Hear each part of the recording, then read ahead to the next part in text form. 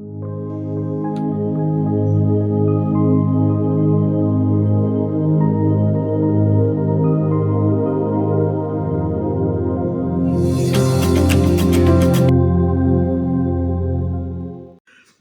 to my channel.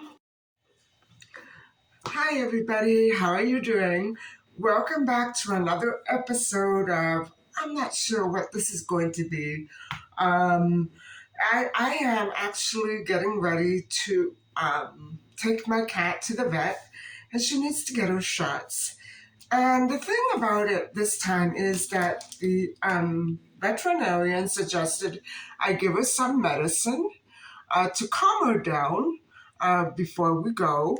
And I didn't quite use all of it, but it was up to here. I didn't quite use all of it. Now it's down to there, but I did spill some. And as you saw, she's relaxing nicely, but I am not good with administering medications, especially to an animal. Um, my old poodle once, it was a small poodle. He had to have surgery to get some things removed near his mouth. And so what happened was he was overdosed, guys, and they couldn't get him out of this coma. And so this morning when I was trying to put this in her food, I suddenly remembered and I spilled everything, almost everything. And I thought I better not give it all to her, but there's just another little drop. I'm not good at this. And she's relaxing nicely. I didn't want her to feel sick and then, think that I did something to her. My cat is very sensitive. And so I was a little afraid to, approach the situation this morning. But everything seems to be okay.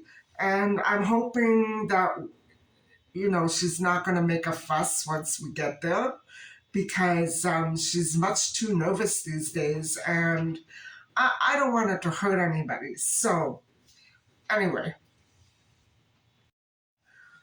And so, if you remember, I used my cream the other day to show. I showed you my cream, and I started to use it again after having switched from another brand. Actually, the brand is the same, but another type, the Honey Manuka, and I don't know if you've noticed, but I've noticed that my skin is it's much firmer.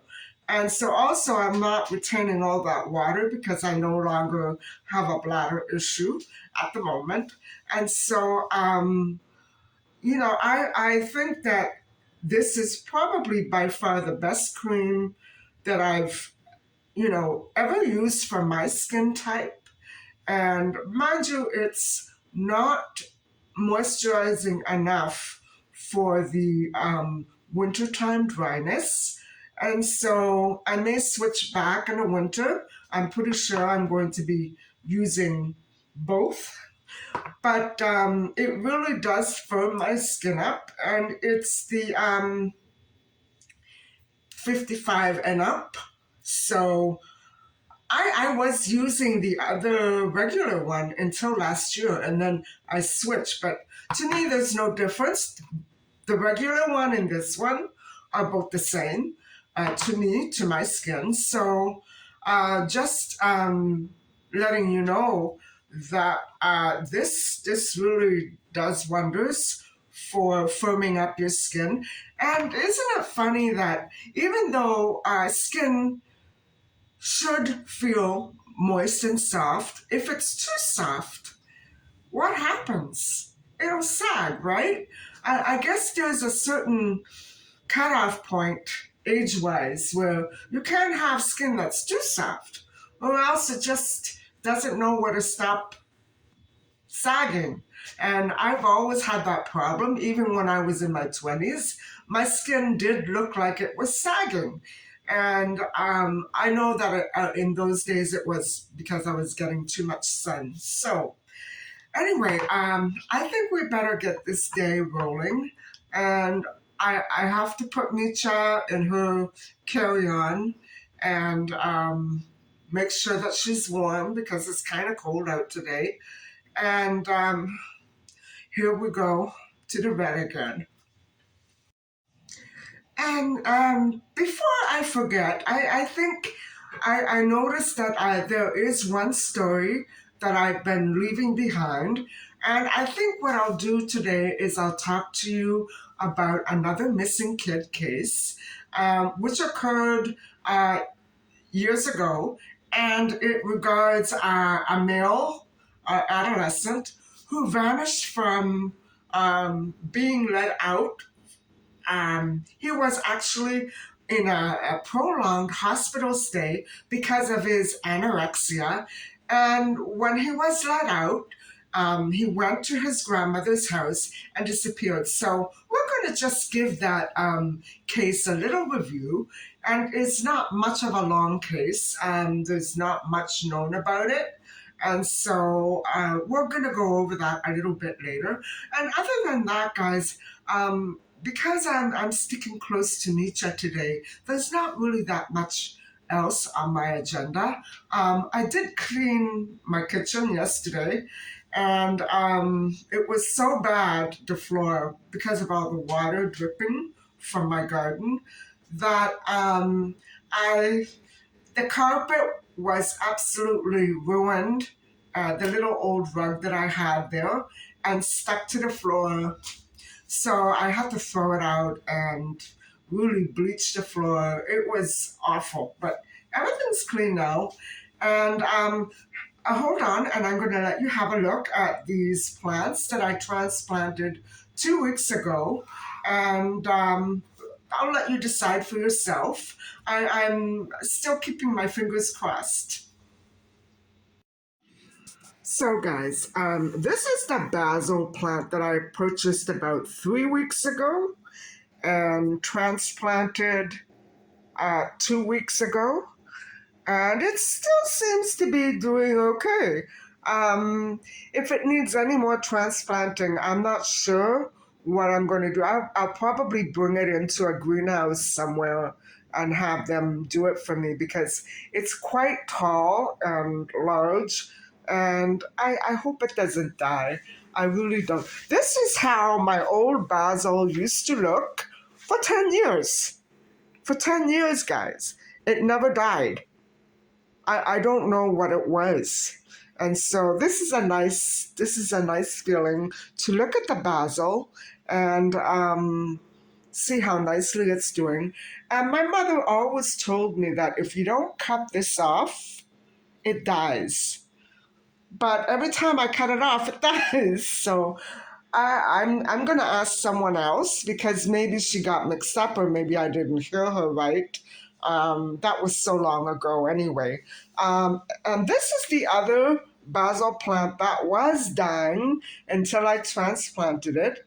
And now it seems to be managing, but it doesn't look like it might last too much longer.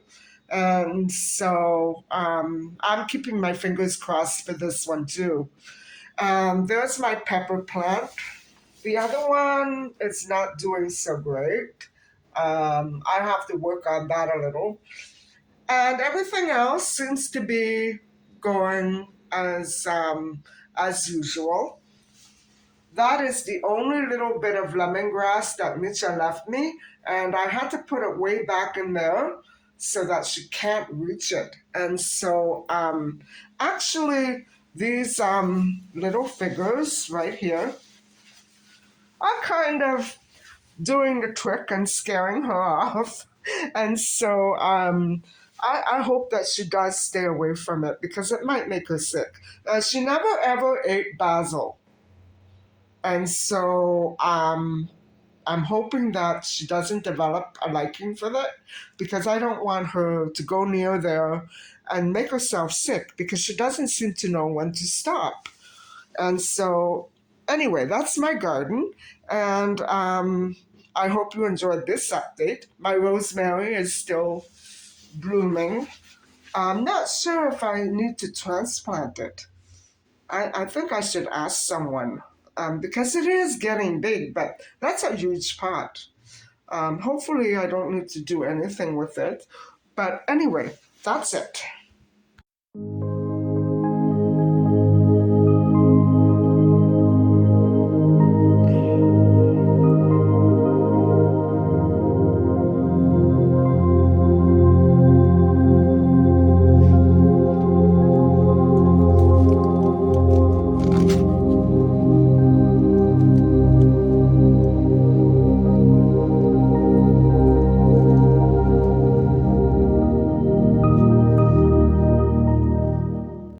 Hi, guys. So we have a few minutes before the appointment. Meecha seems to be doing okay. I thought I would just stop for a few minutes and see how she's doing. She seems to be pretty relaxed, but just for her to be in the carry on, she knows that she's going to the vet. And I don't know why she gets so nervous and scared. She was okay until her third or fourth visit from the previous vet, and something happened there, guys. They wouldn't let me in with her. Um, Normally, they always let me in. And when she came out, she was quite frantic. I never brought her back there again. So, whatever happened at that previous vet, um, I don't know what it was. It might have been just because there were so many other animals there on that day, dogs and cats and whatever have you. She was probably pretty terrified. So anyway, let's see how this day goes.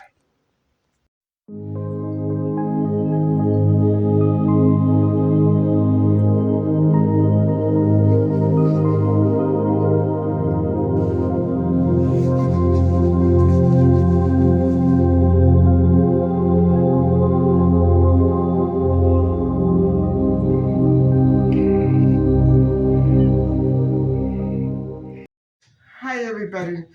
Well, I'm home, and that was not at all very pleasant. She took a piece of my skin, and the vet gave me a band aid.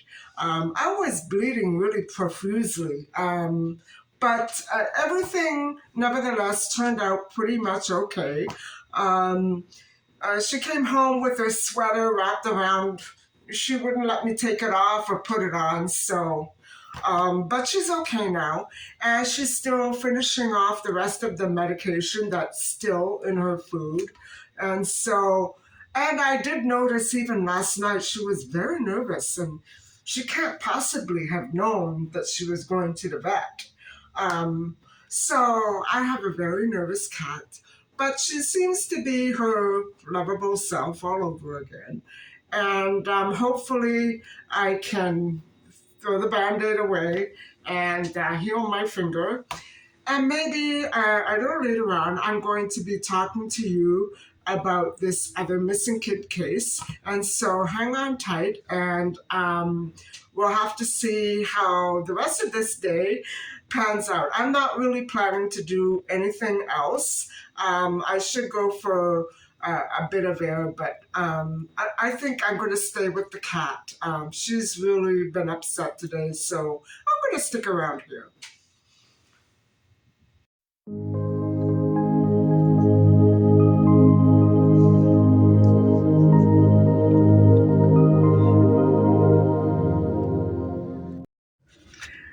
Hi guys.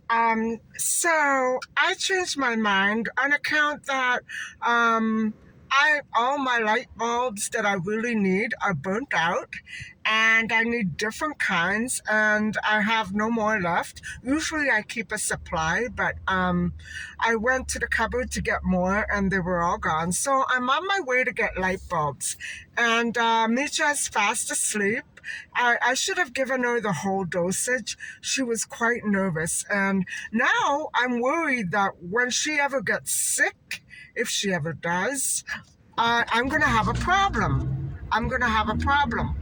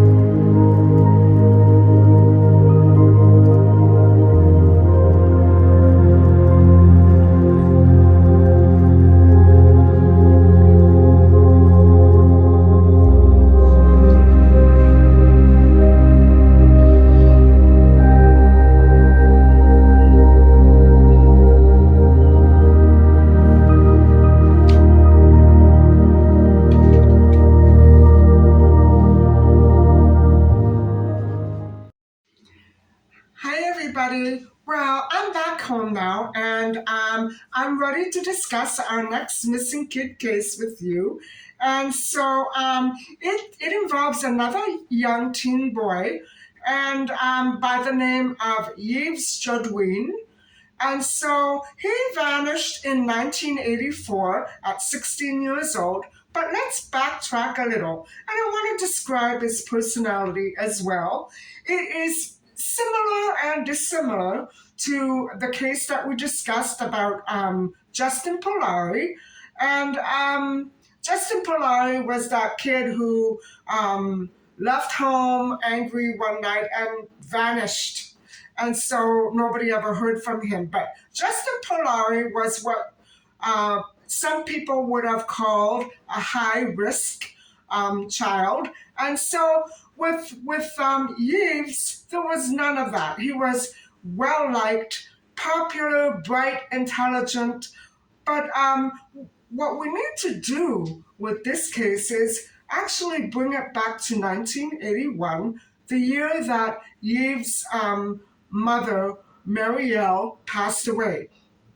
And what happened was that his father took the bunch after that, and he took a sabbatical. He was a law professor at the University of Ottawa, but he decided to pack the family up and move to Barbados, the Caribbean, or wherever that is. It must have been a horrible jolt for maybe only Yves or maybe all of them to lose your mom and then be uprooted from the home that you were familiar with your long lost mother, and it must have been so hard for him. So anyway, guys, what I think is that see, Yves had a battery of health problems. Now, I don't know about all of them. I think that maybe it might have been related to a digestive problem, but he was labeled an anorexic. He suffered horribly from anorexia nervosa. And so it's pretty typical in guys, but not as typical as it is in females. Like with females, it's more typical, right? But anyway, with that anorexia nervosa, like he was only I think he was about 4'9", and he weighed approximately. Let me see here. He weighed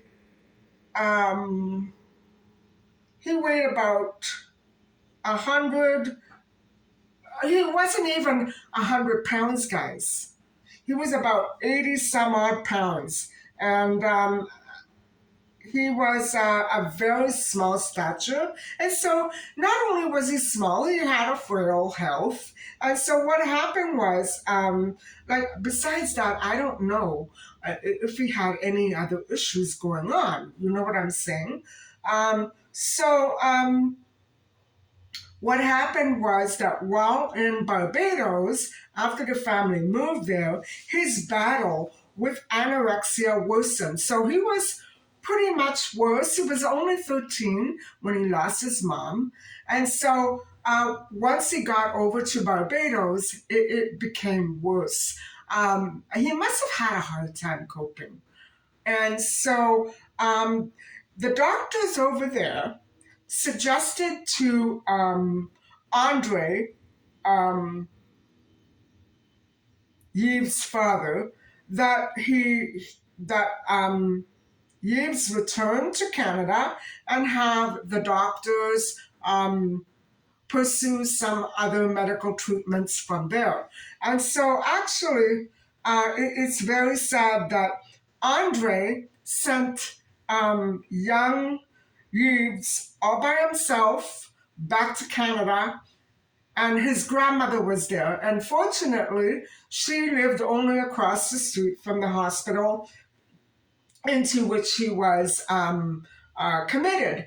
because he needed constant care.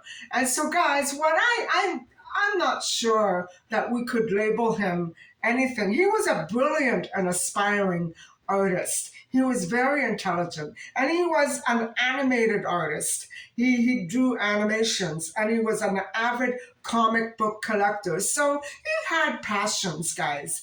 But when his mother passed away, um, he probably withdrew into himself and still only had that one passion. But I think that maybe the move for him was a bit much. And so what he did do, guys, was he did move back to Canada all by himself, and his grandmother was there with him, but he was basically living at the hospital all the time. And how depressing could that be? I've had relatives and my parents spend major chunks of time in hospitals. And let me tell you, it's not always a pleasant place. It can really get to you. Um, and so what happened is, by March 1984, he had become a patient at the Children's Hospital in Eastern Ontario.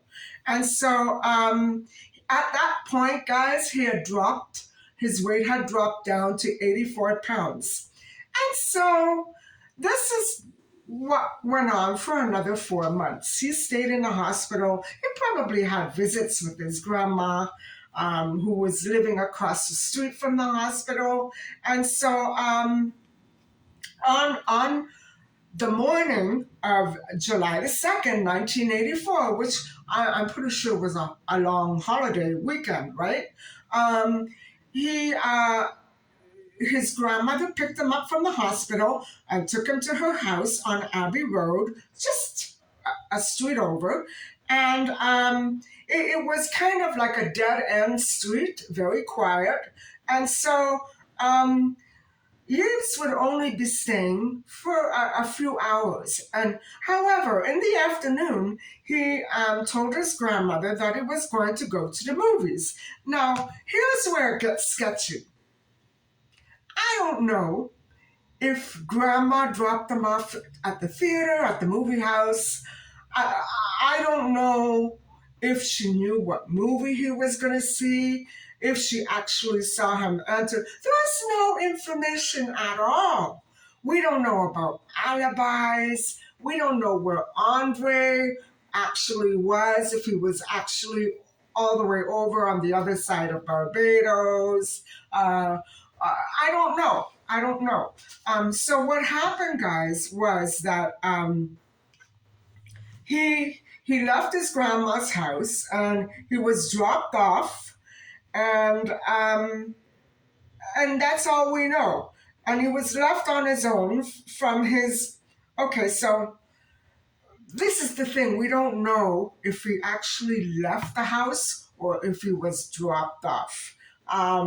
The way that this article explains, everything is a legend, you know? So the deal was that Yves would return at 6:15 p.m. and then go back to the hospital. Instead, it was later learned that Yves went instead to a friend's house in Canada that afternoon. Whether it was instead of the movies or after the movies, who knows? But the thing is that once he got to that house in Canada, and we don't know how we got there, right? We don't know. We don't know if he actually knew how to drive, if he took someone's car for the day. We don't know. We don't know. So when he showed up at the house in Canada, and I don't know who's giving this information, um, I would assume it would be his friend who wasn't there. So he went there. The friend, he or she, I don't know who, was not home. And so what he did was, guys, he knocked on a neighbor of his friends on their door. And so he asked if he could use the bathroom. And so he he um he knocked on the door, and I assume that they let him in. We don't know who's telling this story, guys. This is what peeves me about this case. We don't know who the narrator is. We don't know if it's the neighbor, if it's the grandma, if it was Yves. We don't know. So at 7 p.m., however, um, okay, at 6:15, um, Yves still was not at his grandmother's. And so at 7, he let another 45 minutes pass. At 7, he called his grandmother, and he said that he would not be home. He was delayed, but he would be coming around soon. And so we don't know if it was actually Yves on the phone or somebody who might have sounded like him or tried to impersonate him. We don't know where that phone call actually did come from. And so it, it's very sketchy. Nobody knows where he was when that phone call was made. And indeed, was it really him? And so that 7-ish p.m. phone call was the last time anybody ever heard from Yves. And so, guys, um, I'm wondering what else actually was going on in his life at that point and why Andre was not there. You know what I'm saying? I don't understand this gap between parents. Yves was a sick boy, and his father, I don't know. I don't know. His father is mysteriously absent from the entire story, as are all of his other siblings. Were they actually in Canada? We don't hear anything about alibis.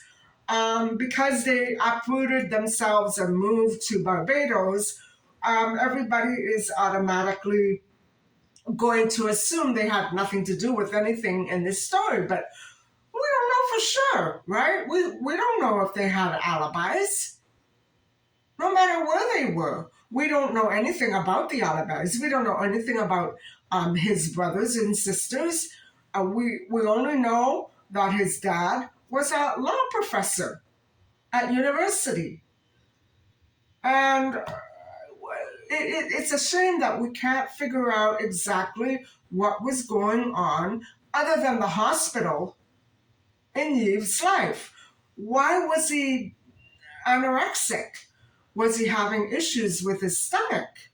And even if he was, I think at that point, with anorexia, once you become stigmatized by the whole disease, people are going to treat you, they're not going to look for possibilities of other issues going on with your health. Mostly. I'm not saying that the doctors misdiagnosed him, but I'm just saying I'm sure that other problems would have developed, right?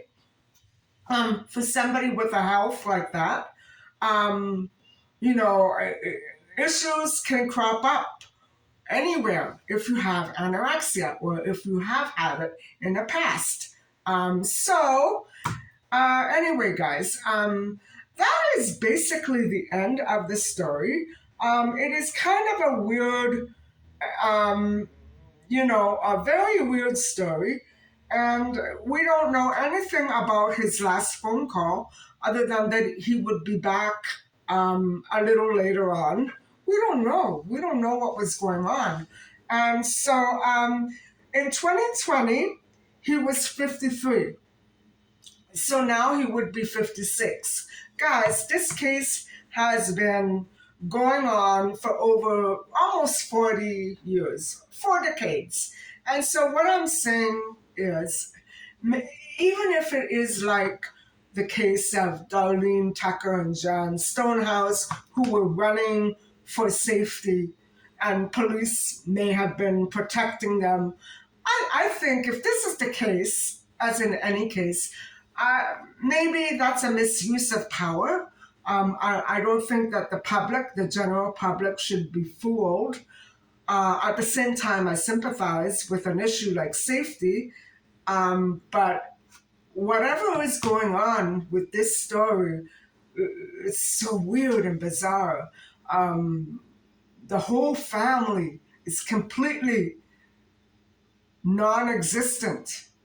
Just the grandmother was there. I find that very sad.